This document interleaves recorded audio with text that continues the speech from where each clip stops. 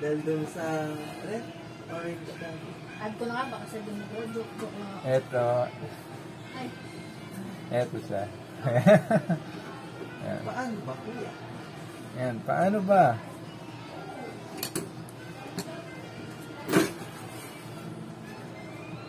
So guys, gagawin natin ngayon, magpapalit tayo ng power supply ng CPU. So, ito, madali lang naman to eh. Ayan. So, kalagay natin siya. Ito siya.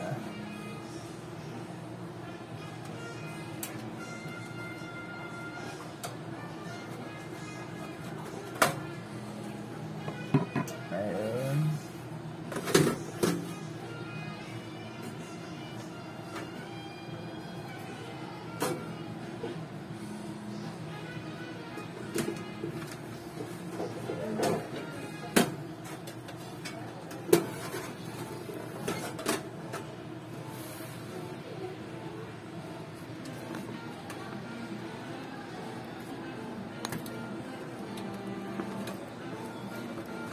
Ito.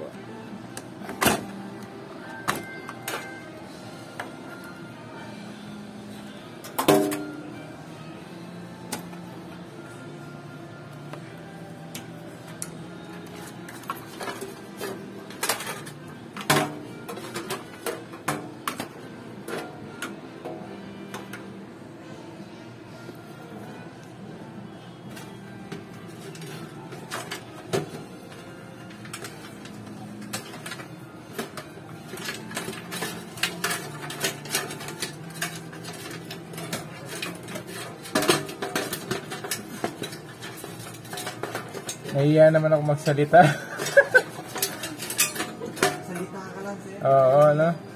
Eto guys, to, papalitan natin yung mismong power supply ng CPU nila. Balikan na lang natin. So,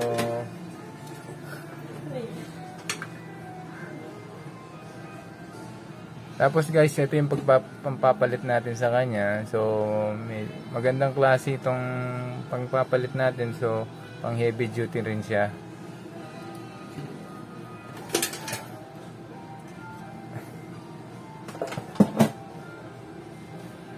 Tapos guys, yan, gagawin natin,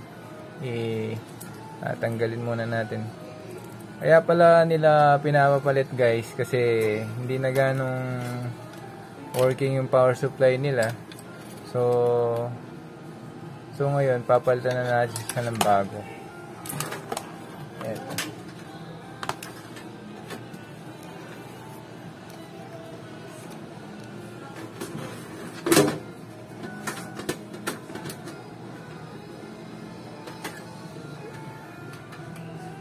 Usually, minsan, kaya pinapalitan yung power supply. Minsan, pag pumuputok sila, lalo na o kaya, minsan nagsisindi sila, pero hindi pa rin nagtutuloy yung CPU mo. Patay sindi siya. So, isang cause nun, yung power supply niya. So, mahina na yung nilalabas niyang power. So, ngayon guys, itatry natin itong bagong power supply kung magwo-work yung CPU nila.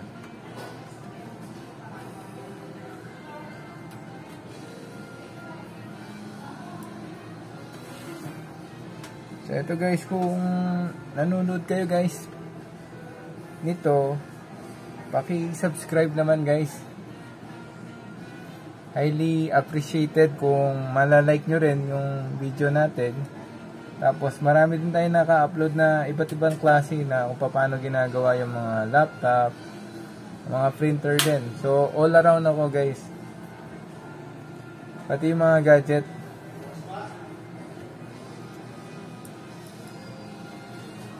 Eto, last na lang.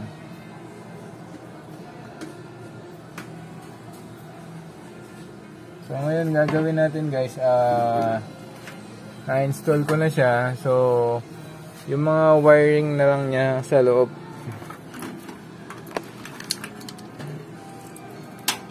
Kagaya nito. Ito.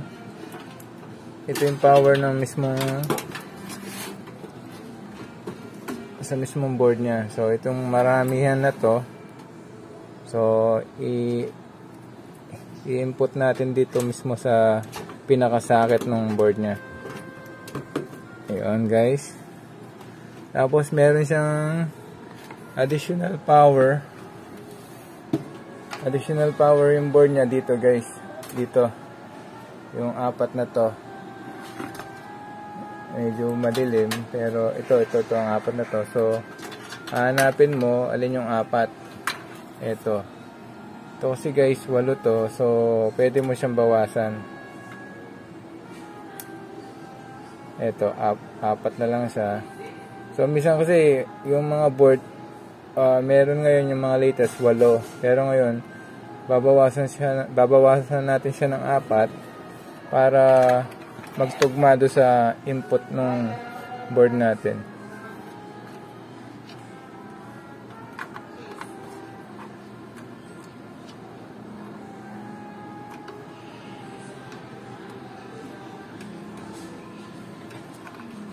So guys, minsan ito may nakahulma siya.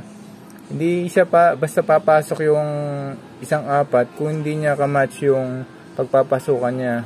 Kasi meron siyang hulma na meron siyang square o meron siyang tabas yung gilid nito. Ito, meron square. Tapos ito, meron siyang tabas yung gilid niya.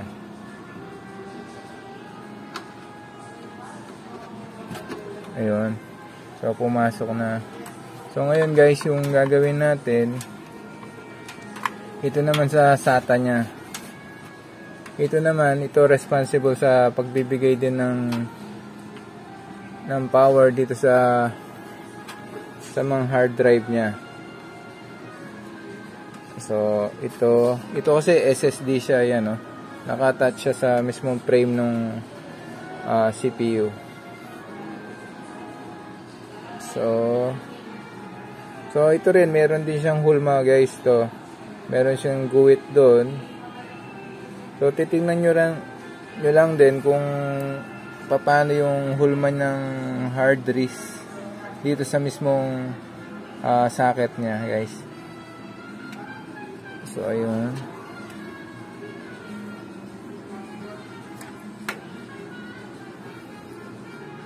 Ay tayo pumasok. Ayun guys. Tapos meron pang isa. So meron siyang isang backup pa na hard drive. Ito guys, ito naman pinaka backup nila, storage. So lalagyan na rin natin siya ng power.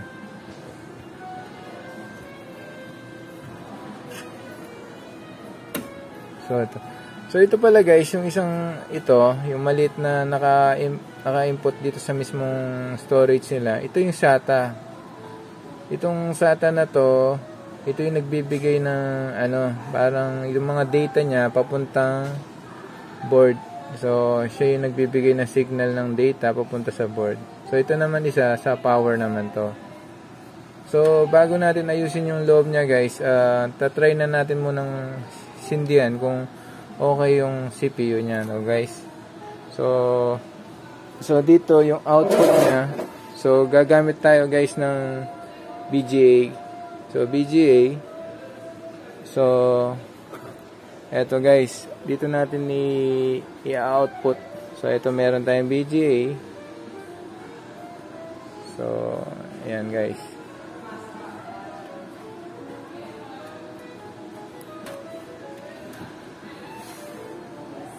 Yan. Tapos ito guys, tapos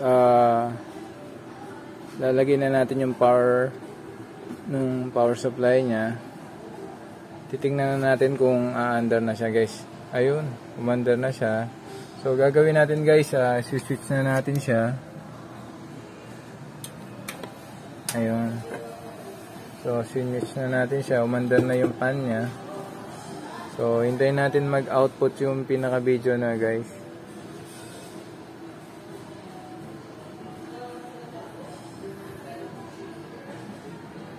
Ito guys.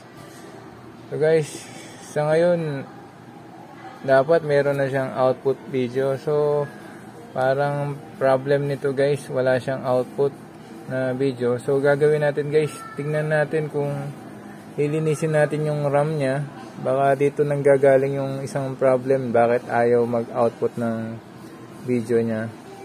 So gagawin natin guys, papatayin muna natin siya. So bubunutin ko lang. Ayan. So namatay na siya. Tapos tatanggalin natin tong RAM niya guys. Ito. So ito. Tapos lilinisin natin to guys. Gagamit tayo ng eraser. Tapos ito rin babrush natin.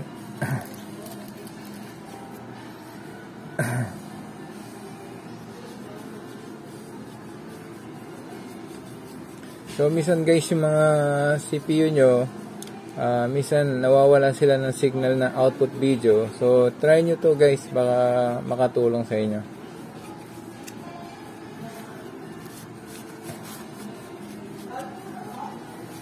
So nilinis na natin siya. Tapos itong pinaka loob niya, so ibabrush ko siya. So minsan same lang guys sa mga laptop, ganun din. So guys, kung may panahon kayo guys, paki-subscribe naman yung channel natin. Maraming salamat guys kung na-appreciate nyo. Tapos paki-like na rin guys. Tapos babalik na natin siya.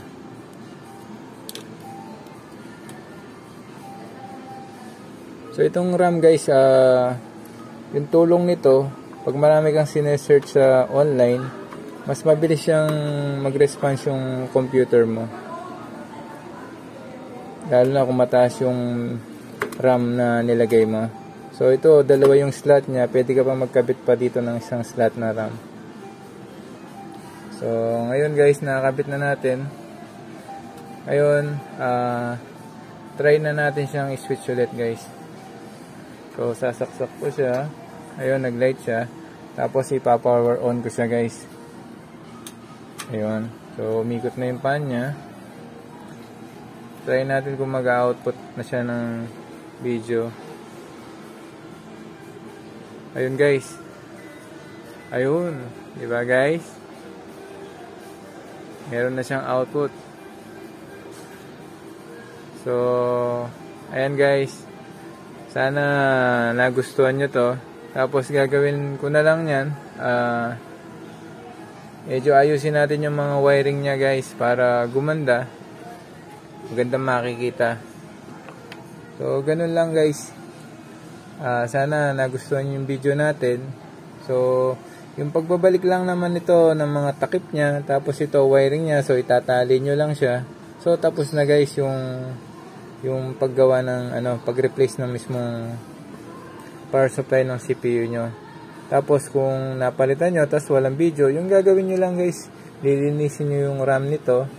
Tapos lilinisin nyo rin yung pinaka-socket nung pagsasaksakan ng RAM. Okay guys, see you. Maraming salamat. Until next time.